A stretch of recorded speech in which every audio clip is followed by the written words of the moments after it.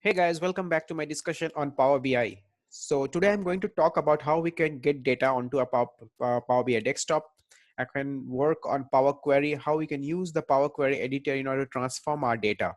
So what is Power Query? A Power Query was first introduced in Microsoft Excel, and then it was being included in the Power BI family. So now it holds a very important place in Power BI desktop application. So it's one of the most important components of Power BI desktop, I can say. So Power Query is a self-service ETL tool for Power BI desktop. So what do you mean by an ETL tool? It actually helps you to get the data to Power BI desktop, and it helps you to transform the data. So I'll work on an example today, so to show you how you can use Power Query editor in order to transform your data. And this is the first step where we actually get the data to Power BI desktop, we transform it before we move into the data modeling part. So Power Query always takes place, the data transformation is always takes place before we start the data modeling. So once I complete this particular discussions, at the end of this discussions, you will be aware how we can use Power Query for data transformation. Now, what is data transformation? Data transformation is nothing but we tend to transform the data in terms of removing the duplicate or having null values or blank rows. So there are a lot of options that we get in Power Query in order to perform this kind of data transformation. So while transforming a data, Power Query provides with a lot of options. We'll be get to know about those options once we start working on the example. So let's start without wasting any time and see how we can just use Power Query editor in order to transform your data. So let's connect to our data source and see what kind of transformation we can do with that particular data. So I'll be using a store sales data for this particular example. So let's click on get data options over here, and you can just click on these Excel options because this is an Excel sheet, and let's connect to the store sales data, and we'll see how Power BI will process this data. It will actually evaluate the file size, the number of rows, columns. It will be showing a preview of your data. So we can see there is a pop-up window where Power BI has actually loaded your data, and this window is used for previewing your data sample that is present in the table. So for this example, I'll be using this particular table, order table over here. And you can see the moment I select this table, there is a preview of this particular data. Now, the important thing that we need to notice over here that this data actually contains certain null values, certain blank rows, which is very important for us to remove before we start visualizing this particular data. So what we can do before loading the data to our Power BI desktop, we can use the transform data option from this particular window. We can see there's an option over here, transform data option. So this is the gateway to Power Query editor. This is the option through which we can just enable the Power Query editor. One important thing that I want to say over here is a Power Query editor is a different window. So the moment I click on this particular option, transform data, there will be a separate window that will be enabled in order to perform the data transformation steps. So that is the first, this is the first interface of the Power Query editor that we are going to see. So here we come to the Power Query editor. You can see in the right hand side corner above, there's a Power Query editor written over here. So this is a separate window, guys. So I can show you the difference between the Power BI desktop and Power Query editor. So once you click on the transform data options, you will be taken to this Power Query editor. Now, let us explore this window. What are the things that Power Query editors has to offer us? So this particular ribbon over here contains a lot of options. So throughout this tutorial, whenever I'll be doing the data transformation, I'll be using 90% of the options from here. In my next future videos also, when I will talk about more about Power Query, I'll be using this particular ribbon. So 90% of my job that I do, I use the options over here directly. So there is an option called data transformation. You can click on this option and you can just let it, we can work on these particular options. We use most of these options in order to transform the data. There are options where you can just add columns, you can customize your columns, you can just transform, and you can just create additional physical columns to your data set using these particular options. I'll be discussing about all these options individually in my throughout my tutorial, throughout the videos that I'm going to come up with. So this particular ribbon actually handles 90% of the data transformation tasks that we do. Now, after this particular ribbon, there are other options like queries. So this is a query panel over here. So there can be more than one query over here. They can be scenarios where we'll be working with 5 to 6 queries at a time. So this is the query panel over here. So as of now, we can see the order table has been updated over here. Now these are the query setting panel. So there are two components of this particular query settings panel pen. So the first one is properties and the second one is applied steps. This property, we can just click on this all property and you can just give a description of this table. So this is the best way for documentation. You can just create this properties actually helps you to create documentation about your the steps that you performed in Power Query. So there are other roles also over here that enable load to report, include report refresh. So I will be talking about, I'll come back to this particular report or these points in my future discussions. The second component of this query setting is the applied steps. This is my favorite area. This particular area actually records whatever steps you perform on your data set. You can also undo the changes by on click on this particular cross, where you can just this is where you can just go back to the previous state once you delete this particular step that we have performed. So whatever steps we perform on this particular data set will be recorded over here.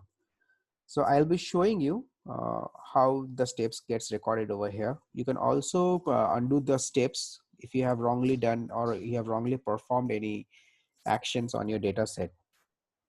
Now, coming to the point over here. So we have discussed about ribbons, we have discussed about queries, the properties and applied steps over here. Now, let's come to the business for which Power Query is known for.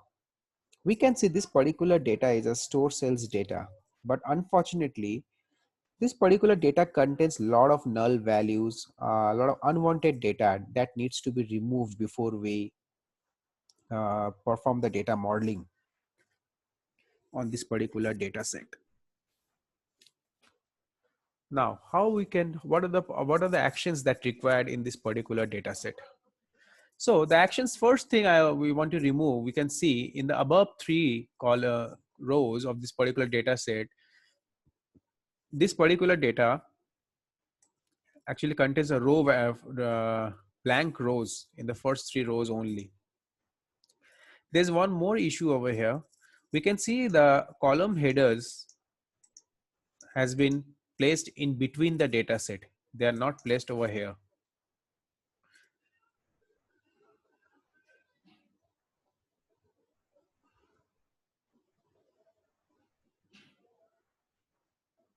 So we need to remove these particular rows from here. So for blank rows, we can also see there are also certain null rows in between the data report.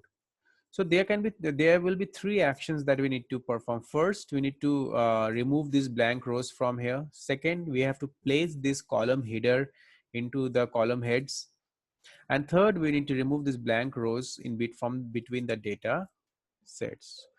So in order to remove the first blank rows of the data, what we can do, we can just go to the remove rows option and click on this remove top 3 rows. So under the home menu, you have to go to the remove rows option, click on this remove top rows, and Power Query will ask you how many rows you want to remove. So we can see there are 3 rows which contains null value. So we can just click over here 3 and click OK. Now we can see The first 3 rows have been removed successfully. The second action that we required. Now, one interesting thing that I want you guys to notice over here, as I said, that this applied step section records whatever action you perform on your data. You can see the moment we have removed the top 3 rows, it has been recorded over here. What I can do, if I undo this, again the top 3 rows will be appearing in your data set. So this particular applied steps is actually a very, very helpful option that is given in Power Query Editor. It's very important that you can just verify the steps that you have performed, and if you feel that your steps were not performed correctly, you can simply undo those steps. So let's perform let's remove the first 3 rows one more time.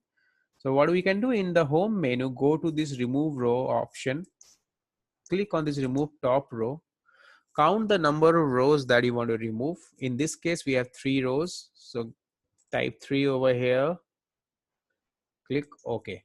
Now your rows have been removed and the steps has been recorded over here. Now the next action is that we need to update the row header with this particular titles. So by mistake, or we can say these titles have been coming to the body of the data set, which is not a good practice, which is actually a wrong way to showcase your data. So what we can do, we can just use one more option from here, from this ribbon. As I said, I'll be using 90% of my data transformation options from here.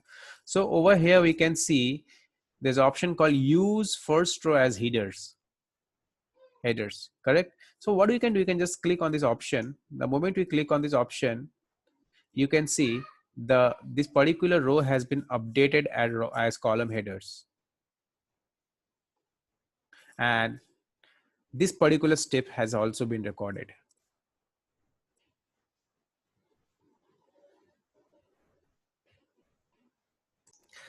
The next action that we need to perform on this particular data set is we need to remove some of the blank rows from this data. So again, considering the power of this Power Query Editor, we can again do this kind of process over the row of this particular data set. So for this, we need to go to this home menu, and again you have to go to this remove rows option, and you can just click on this remove blank rows. And you can, the moment you click on this particular remove blank rows, wow, the data has been transformed. All the blank rows from your data set has been removed successfully. And Power Query has also taken the effort to record this particular step for your future references. So this is how the data, this particular unstructured data which contains unwanted rows and whether headers were not properly defined, we use this Power Query Editor and has transformed this data into a structured data so that we can start working with our reports, or we can just proceed further for doing the data modeling part. So a structured data always helps you to create more interactive and dynamic reports. It also helps you to create a high-end and flexible data model so that your report becomes more and more dynamic in nature. Now, when we have completed all these operations on a data set, what we can do, we can just click on this option over here, close and apply. So we can just select this close and apply option, and this Power Query Editor will apply all the changes that you have done on your data set.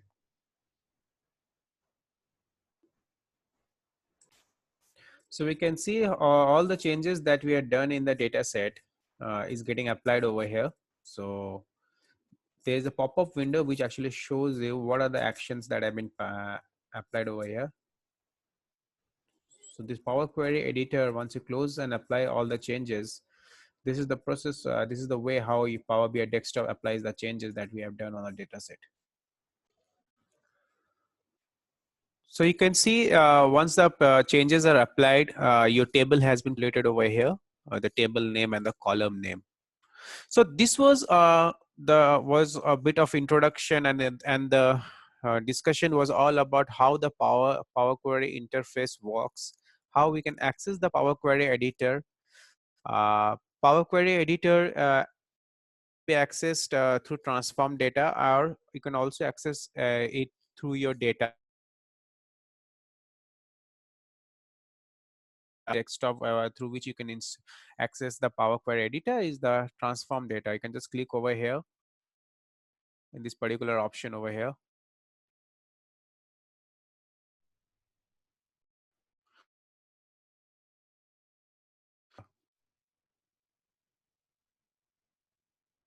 Just, access the Power editor. So this was all about Power Query Editor. In my next discussion, I will be talking about some more options or some more operations that we can perform using Power Query Editor. Thank you for watching this video, guys.